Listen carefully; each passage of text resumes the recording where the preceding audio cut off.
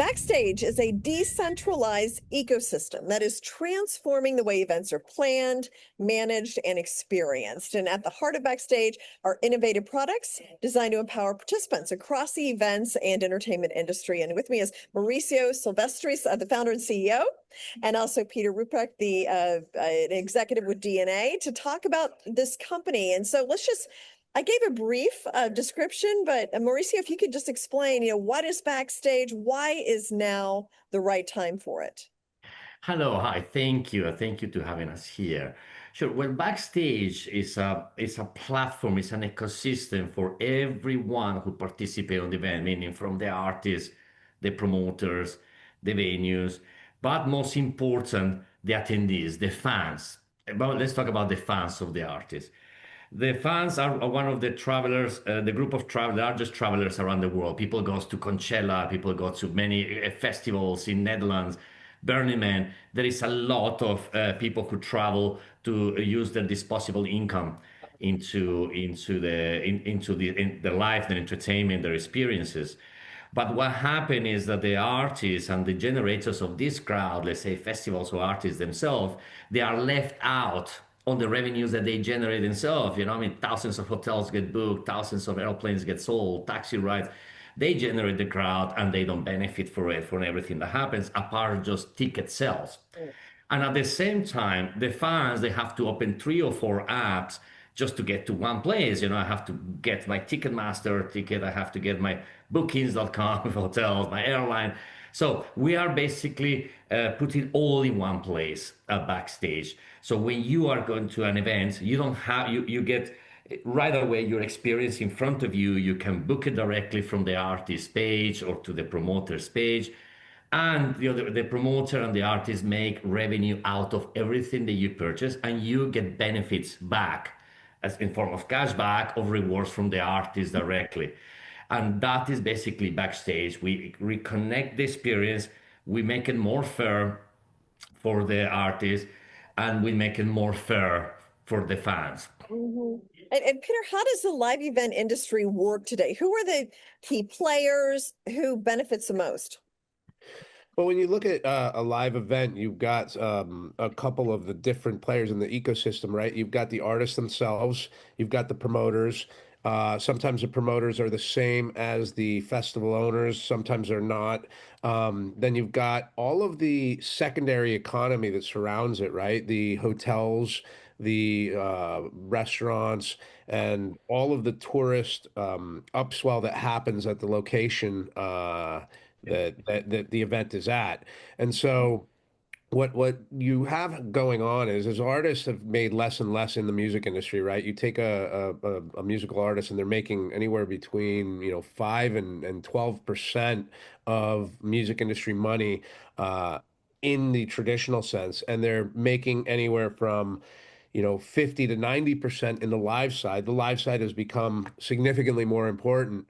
And as we look at the live side, there's only so much that the ticket sales and the merch can do. So this is where Mauricio's company has stepped in and said, all right, well, there's a lot of other money that the artists are leaving on the table that they're responsible for driving. And so the travel part, the hotel part, and then you marry that with technology in order to be able to give the perks of staying at this place. And if you stay at this place that the artist is recommending and has a relationship with, then you tie it into loyalty programs of getting VIP passes or getting upgraded to Backstage, and then you have control over that secondary economy and have the ability to participate within it.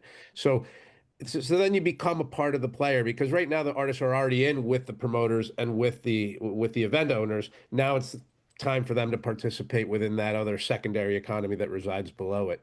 Okay, interesting. And Mauricio, who are the founders behind Backstage? What's the story of the team? Well, hi. Well, with the founders are myself, and we have Stefano Mazzetti and Christian Dori. We are the three original founders. We founded Backstage in 2021 when it was Corona hit this industry really hard. It was one of the industries that it got not subsidized. It got no help from anyone. Artists, they were bleeding money because they couldn't get booking.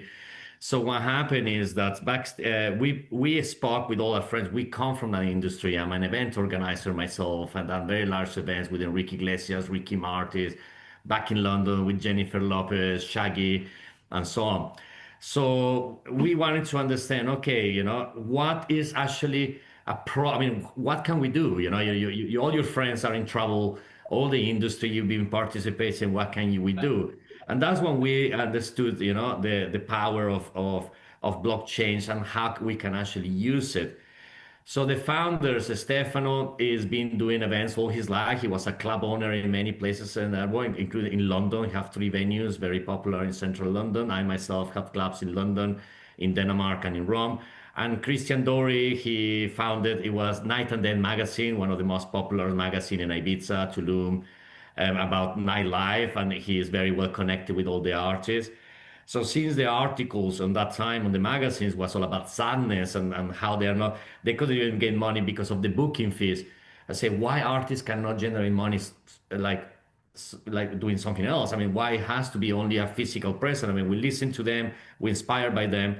So the founders, they are just music lovers, event pioneers. We are in this industry for many, many years. Mhm. And that is the story. Now it grew to be an amazing team. We have several other people, Mats Ulrich, and then DNA came in to help us out. So we have a very dynamic team all over the world, and we are ready to go alive, and we're ready to take these products to the fans and to the artists. So is that what inspired you to start the company? Was just kind of the changing music industry and how you wanted to adapt to that and help the artists? Exactly. But it told me that they were in pain. All my friends, they were suffering. They Right. didn't really have anything. They were no bookings for over a year and a half, and they have bills to pay. They have mortgages. They have. Now we all know that an artist, tier one artist, they are multimillionaires. But for every multimillionaire artist, there is thousands that they rely on their gigs, the regular gigs, the weekend gigs, and so on.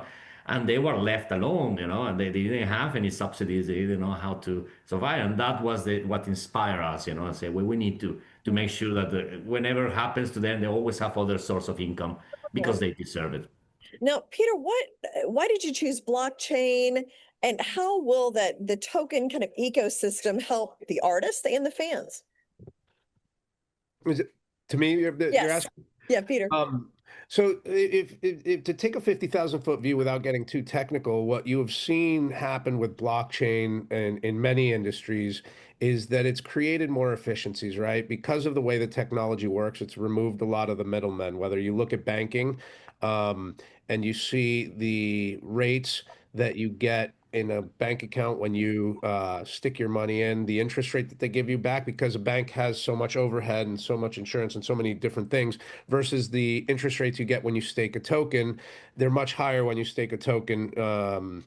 Or if you look at the costs of a transaction, right? So what they've done is they made a lot of things more efficient.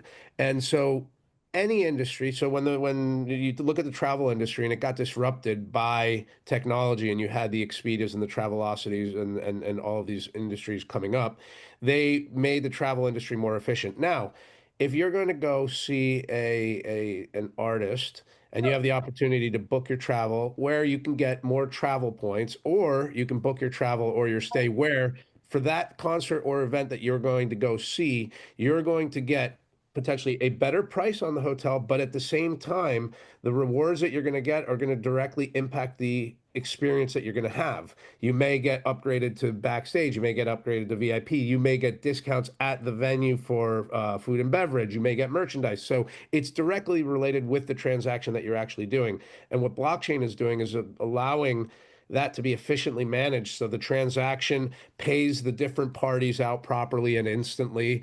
It allows it to make the transactions a lower cost. So you may actually be able to compete with the large aggregators on cost of room, meaning you may be able to actually get a cheaper room than is offered at the traditional aggregators, the travel aggregators that are out there. So the technology is allowing it to just present a better product in the end to the consumer. Yeah. So that's why we're excited about it, and that's why DNA is in the space. Brock Pearson, Scott Walker, the two founders of it, have been doing firsts in the space for a long time. You know, one of the things that Brock has done that he's well known for is he created Tether, the world's largest stablecoin. He was the founder of it before he sold it, and so they're very much visionaries in that sense. And so we look through that lens at the different areas that are coming into the blockchain space and say, is this something that's going to be able to leverage blockchain and have a decent chance of disrupting the current non-blockchain based version? And when we look at the entertainment space and what Mauricio is doing, we look at it and say, yes, absolutely. Interesting. Yeah. And They can Mauricio, add to that. Yeah. go ahead. Yes, Also, please. the token is like many people who understand now, the utility tokens are the new tool of engagement. I mean, we all were engaged by social media and by cookies and target and retargeted our data when everywhere, and we all know what happened on the Web 2 period when all our data was, and it became political, it became a nightmare for all of us, you know, and suddenly we were scared. In blockchains, there is a little bit more control of your data, and it's a little bit more control who you want to engage with. And a token, an utility token, allows you to have that control as a user and the direct connection with ecosystem because the rewards are in tokens because the tokens give you upgrades and so on and so on. So that is why we're launching a token because we believe on the utility, not on the hype of a token or the speculation. We believe on the utility of the token for communities, small, Mhm. medium, or large communities. Yeah. And people have been traveling the globe for live events. It's kind of, I feel like a post-COVID kind of trend that's going on. How does Backstage improve that experience for them? Well, thinking about it this way, like I was mentioning before, you know, traveling is a stressful moment and is also a very expensive one, especially if you go intercontinental. And a lot of users and people who goes for an event, let's say people goes to Tomorrowland or to other festivals around the world, to Brazil, it is a very delicate moment of going to look at your airline ticket, going to look at your hotel and try to get the best deal. Am I close enough? Is it safe? The experience now, it changes from the moment that you are purchasing directly from the artist or your thing. I mean, you have their brand. And when their brand is not only about I'm gonna get you from A to C to A to B, I'm gonna interact with you and engage with you all the way. So I gonna make sure that you get your merch or your teacher sign on and so now me as an event goer, I know that I have one place that I am engaging directly with the person that I want to see, that I spending my money and my life savings in these cases. Yeah. Instead of, I know I trust booking.coms, I trust Ticketmaster, I do, but they are not the ones that I'm going to see. I mean, I'm not going to see Ticketmaster, I'm not going to see booking.com. I want to see my favorite artists, I want to experience a week on a festival, and I want to engage with them. It's fine that I engage with these corporations. They give me points and rewards, but my engagement with the one who generated that sentiment to take actually time off and fly with alone or with my friends, I want to engage with that entity or with that artist. And with Backstage, that's what we allow. Think about it as your personal buddy who takes you to the event, that he knows where to go, that he knows where is the best hotel. Everybody has a friend who says, hey guys, let's go down there. I know where to stay. I know where to eat. I know where to drink. Well, Backstage will be your buddy to come to your event and he will tell you the best tips. The artist is going to engage with you. He's going to tell you, hey guys, I was sitting in that restaurant last week. It was great. And that is Backstage, your personal event travel, buddy. Yeah, no, it sounds like it. So now I want you both to weigh in on this. So fast forward 5 years, where do you see Backstage? Well, while we sit backstage, we literally want to make an impact on both of the sides. Think backstage already entering on one of the largest events with the largest artists. So in 5 years, we are going to be touring or working with the biggest festivals and the biggest artists in the world. Now, I'm not saying right now that we're going to be with Taylor Swift in 5 years, but we want to do the tier one artists and make sure that all their fans they have the time in their life, that they have the best deals. So 5 years from now, we want to be a company that everyone recognizes because it was fun and it was easy to use. Great. Okay, Peter, any thoughts? 5 years. 5 years. Well, if I look at what's happening currently, right, you have the advent of AI coming on very strong in every aspect of our life right now, right? And what that has caused is the ability for lots of fake everything to be created quickly, right? So the information that you're getting, you no longer know if it is that video real, is that person real, is that news real, is anything real? And it's actually been inverted where most of the stuff coming out is noise and fake. So I think curation across the board, credible curation is going to become important. And so much like when you go to travel, as Mauricio was saying earlier, you know, if someone has an intimate gathering like a wedding, they don't just say, here's the wedding, figure it out.